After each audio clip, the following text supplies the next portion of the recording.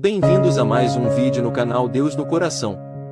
Que essa mensagem possa transformar a sua vida, que Deus lhe abençoe sempre, e jamais perca a fé em Deus, que o milagre irá acontecer.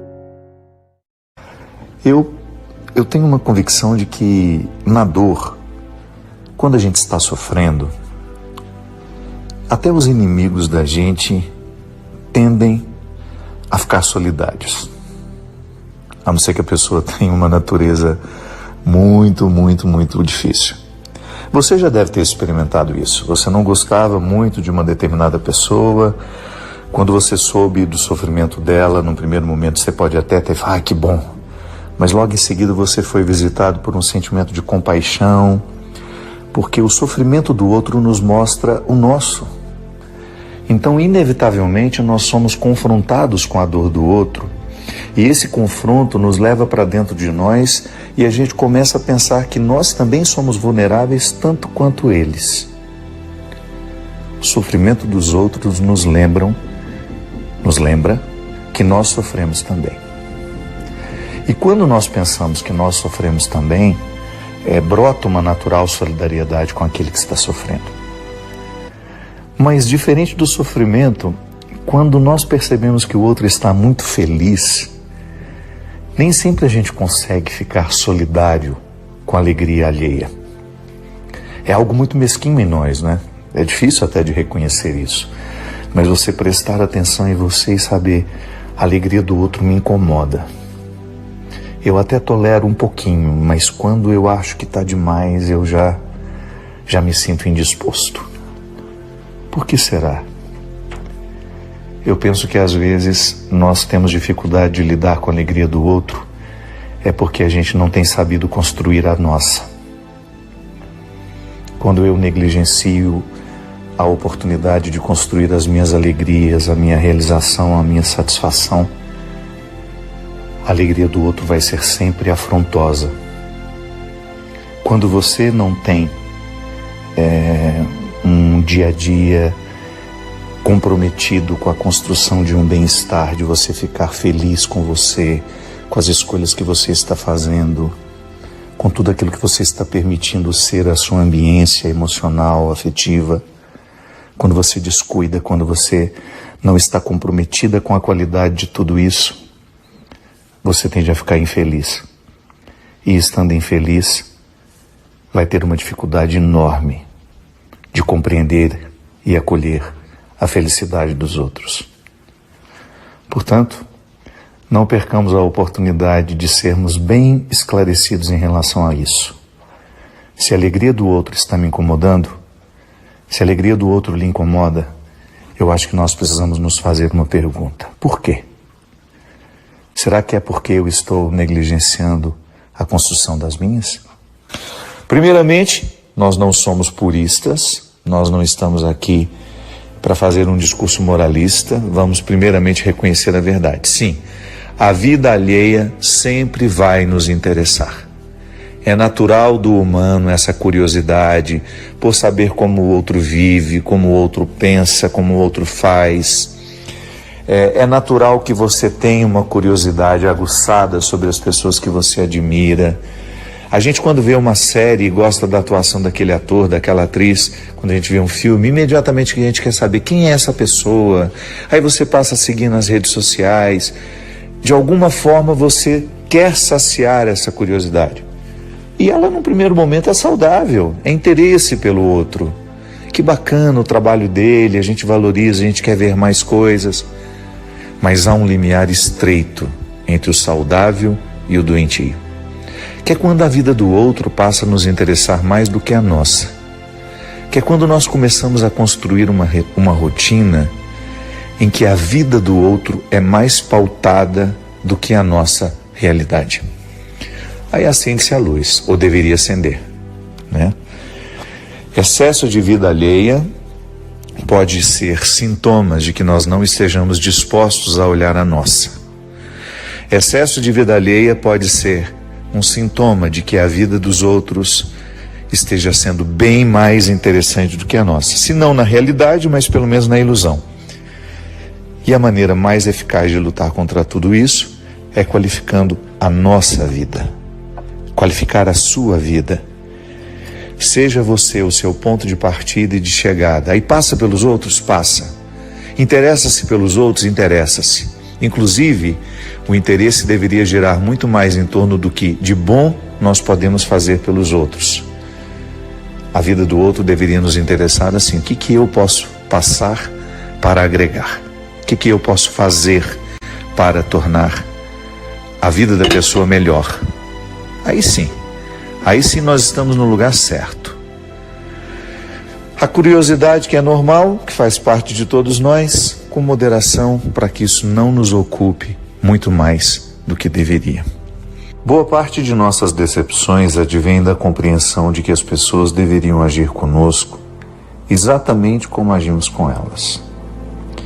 É preciso perder essa pretensão.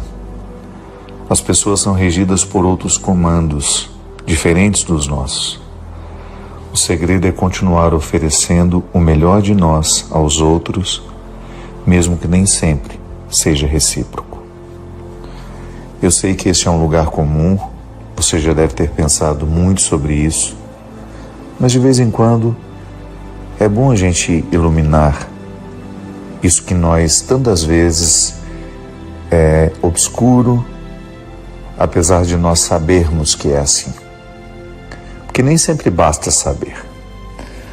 Às vezes a gente precisa saber sempre, renovar isso dentro de nós. Por que nós continuamos nos frustrando em relação às pessoas? Porque elas não corresponderam ao que nós esperávamos delas. Porque no fundo, apesar de nós sabermos que os outros não têm obrigação de ser como nós queremos que sejam, nós alimentamos essa ilusão. Nós carregamos essa pretensão. As pessoas são como são. De vez em quando vão acertar muito com a gente, de vez em quando vão errar, da mesma forma como nós também acertamos e erramos com os outros. O que nós podemos fazer é minimizar dentro de nós essas expectativas. Está conhecendo alguém? Faça de tudo para não romantizar essa pessoa. Faça de tudo, faça o esforço para não depositar sobre ela expectativas que dizem muito mais respeito a você do que a ela. Tenha a simplicidade, a honestidade de olhar para você, de olhar para os outros, com o filtro da realidade. As pessoas são boas, as pessoas são más, as pessoas acertam, as pessoas erram, da mesma forma como você e eu também somos bons, somos maus, acertamos e erramos. É preciso ter simplicidade na maneira como nós olhamos. Retirar ao máximo as expectativas que nós temos para que os nossos encontros sejam frutuosos, sejam mais reais. Porque os outros definitivamente não têm obrigação de ser como nós gostaríamos que eles fossem.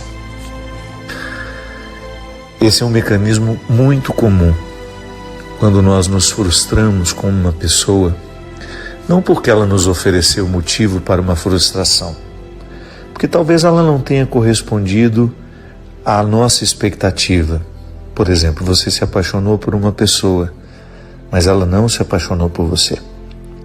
Você queria muito ser amigo de uma pessoa, mas ela não fez nenhum movimento na sua direção. Por que a gente tem tanta dificuldade de acatar o fracasso sem julgar sobre o outro responsabilidades que ele não tem? E às vezes nós julgamos essa responsabilidade no outro através de ódios que nós inventamos. Então a gente, nossa, aquela pessoa fez isso comigo. Não, ela só não me quis. Ela só não me preferiu. E aí a gente inventa um ódio, porque inventando esse ódio a gente fica melhor. É uma forma que a gente tem, talvez, de tornar mais suportável a nossa frustração. E eu creio que seria muito mais interessante se a gente eximisse o outro de qualquer responsabilidade, não optasse por odiá-lo ou por criar um menosprezo ou até mesmo, dependendo do caso, quando a rejeição é muito doída, às vezes a pessoa inventa até histórias sobre a outra pessoa, para tentar de alguma forma colocar nela defeitos, para ver se isso aplaca, né, um pouco o desejo que ela tinha de ter aquela pessoa. Se a gente optasse pelo caminho da nobreza de alma, que seria, olha, ela não me quis, mas ela continua sendo uma pessoa admirável. Não deu certo, não somos amigos, mas eu continuo admirando. Não precisei inventar um ódio, um ressentimento para continuar seguindo a minha vida. Toda vez que eu faço isso, toda vez que você faz isso, toda vez que você opta pela nobreza de alma, de não inventar nada, nenhum ódio, nenhum ressentimento, nenhuma mágoa, apenas reconhecer, não aconteceu conforme eu esperava. Toda vez que a gente faz isso, nós avançamos muito na nossa evolução espiritual. As ofensas que nos doem são as que revelam as verdades que queremos ocultar. Quando não estão minimamente alinhadas à nossa verdade, nem nos abalamos. Entram por um ouvido e saem pelo outro. Claro, mas aí veja bem, eu não disse as calúnias que nos doem, eu nos disse as ofensas. Ofensa, na sua grande maioria, são situações que nos doem justamente porque estão conectadas a uma verdade que nós não gostamos de reconhecer. Se ofendeu, é porque de alguma forma despertou aquilo que você não gosta de mostrar. Pôs na vitrine aquilo que você faz de tudo para colocar debaixo da mesa. Calúnia é quando não há nenhuma conexão com a nossa verdade. O outro inventou uma história. Entra num ouvido e sai pelo outro. Só vai doer o tempo de passar de um ouvido para o outro. Não é uma situação que nós vamos buscar alimentar, que nós vamos fazer ficar mastigando, né? Como a gente fala na linguagem rural, ficar ruminando. Não. Entrou no ouvido, saiu pelo outro. Agora, se o outro ofendeu, eu acho que sempre vale a pena perguntar: por que me ofendeu? Será que tem alguma conexão com a minha verdade? E se tiver, não perder a oportunidade de alterar. Afinal de contas, até quem não nos quer bem pode nos ajudar a crescer quando nos ofende, desde que a gente queira. Às vezes, e quase sempre é assim, o que vemos e percebemos dos outros diz muito mais respeito a nós do que a eles. Hoje eu postei essa frase e ela rendeu uma discussão boa. Algumas pessoas disseram imediatamente, nem sempre. Por isso que eu coloquei às vezes. Mas eu também fiz questão de reforçar com e quase sempre é assim. Porque eu acredito muito que nós nos projetamos nos outros mais do que nós imaginamos. A gente só deixa de se projetar à medida que a gente se autoconhece. E o autoconhecimento é um caminho da vida inteira. Por mais que você tenha acelerado em si o seu processo de autoconhecimento, pode ser que você ainda faça projeções nos outros. É humano. Nós não estamos aqui fazendo um juízo de valor, nós só estamos constatando. E quanto mais a gente constata, mais lúcido a gente fica para interferir, para modificar a maneira como nós agimos. Projetar-se nos outros é sempre muito perigoso. Um exemplo muito simples é quando a pessoa está apaixonada. A paixão, eu costumo dizer que ela é uma supressão temporária da inteligência. Você fica muito menos inteligente quando você está apaixonado, apaixonada. Por quê?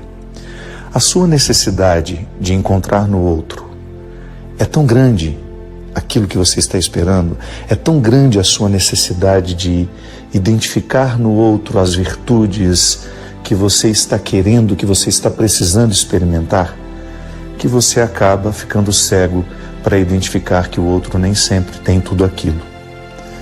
Então, talvez você tenha identificado em você o desejo de ser fiel a vida toda, de estabelecer um vínculo que seja duradouro.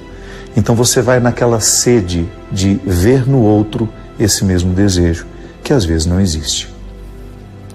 No dia a dia, a gente costuma ver o outro com o filtro que nós temos de nós. O filtro com que eu me vejo, eu uso o tempo todo para enxergar os outros. E por isso que nem sempre os meus encontros com as outras pessoas são fecundos e verdadeiros, porque eu estou olhando a partir de mim somente.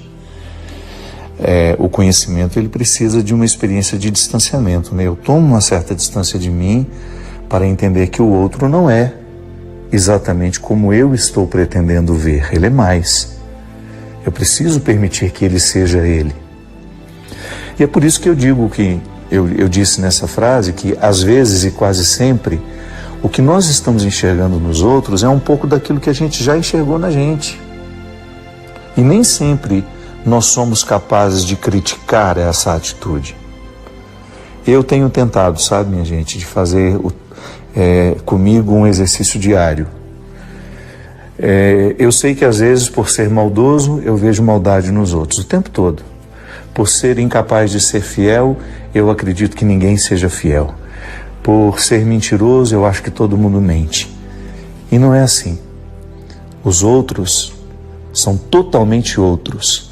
E eles têm, sim, o direito de terem adquirido algumas virtudes que eu ainda não tenho.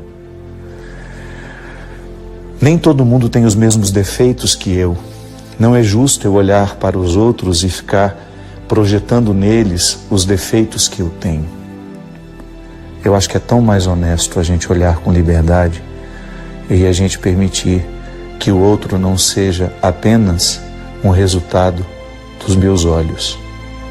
Que o outro seja ele mesmo e que eu tenha a serenidade, a felicidade de ser livre para encontrar no outro aquilo que eu ainda não encontrei em mim, para reconhecer no outro aquilo que eu ainda não reconheci em mim, para ser livre, para nunca aprisionar o outro naquilo que eu sei de mim e que às vezes fico querendo impor a todos os outros que passam pela minha vida, como se todos os outros fossem um espelho onde eu me vejo. Às vezes, porque estamos movidos por ansiedades que nos predeterminam, transformamos o que o outro nos disse naquilo que gostaríamos de ouvir. Por que a gente faz isso, né? É tão comum. Às vezes o outro nos diz alguma coisa e a nossa ansiedade é tão grande que nós já transformamos o que o outro nos diz naquilo que nós gostaríamos de ouvir. Ou então naquilo que nós imaginaríamos que o outro nos diria, né? O que também é um erro, que a gente coloca o outro dentro de uma prisão, impedindo-o de ser quem ele é e inclusive de dizer o que ele diz. O nosso entendimento nos trai. Por isso que é preciso muito discernimento, muita lucidez, para que a gente não fique alimentando dentro de nós esses processos viciosos de transformar o que o outro nos disse naquilo que nós gostaríamos de ouvir. Uma pessoa apaixonada, por exemplo, tende a ler, a escutar tudo que o outro fala, tudo que o outro escreve, a partir daquilo que está interessando a ela pensar. Como se fosse uma forma de proteção, né? Para que aquilo que a pessoa tanto deseja não venha a ruir com a realidade. Então vai imaginando e vai construindo aquele castelo de areia, de sonhos. E tudo que o outro escreve ela acha que é para ela, e tudo que o outro fala ela acha que foi para ela. Cuidado. O outro tem o direito de dizer muitas coisas e aquilo não ser para nós. Não nos sintamos o centro do mundo de ninguém. É muito pretensioso. Já aconteceu muito isso na minha vida, por ser um homem público. Quantas vezes eu publico, né? Textos, frases, e a pessoa acha que eu estou mandando recado. Oh, meu Deus. Com a oportunidade que eu tenho de dizer o que eu digo para tantas pessoas, eu que tanto prezo por dizer a verdade a quem precisa ouvir, por que eu vou usar de uma rede social para mandar recado para alguém? O que pode acontecer é que, de acordo com um fato como consequência daquele acontecimento, eu tenha ficado chateado e refletido sobre isso, escrevo um tempo depois. Eu nem gosto de escrever muito próximo do acontecimento para não dar essa impressão. Mas não, o outro tem o direito de saber da maneira mais direta. Então, tudo aquilo que a gente precisa dizer, nós precisamos dizer. Mas então, deixemos de imaginar que o outro está dizendo isso ou aquilo. Permitamos que a palavra nos diga a verdade, somente a verdade, nada mais que a verdade. E o que a gente imagina, porque estamos ansiosos, que tudo isso caia por terra, para que o outro possa nos dizer o que de fato ele disse, e não aquilo que gostaríamos de ouvir. Desejo do fundo do meu coração que a sua vida seja tão interessante, tão interessante, tão interessante, que lhe reste pouco tempo para preocupar-se com o que está fazendo o outro. Volto a dizer, somente para agregar e fazer bem. Se por acaso você sente que pode fazer bem a alguém, que pode ajudar uma pessoa a ficar melhor, nunca perca essa oportunidade. Mas que não seja um exercício de curiosidade, de dar alimento aos olhos para essa insaciável fome que nós temos de saber de coisas, situações, pessoas que nem nos dizem respeito.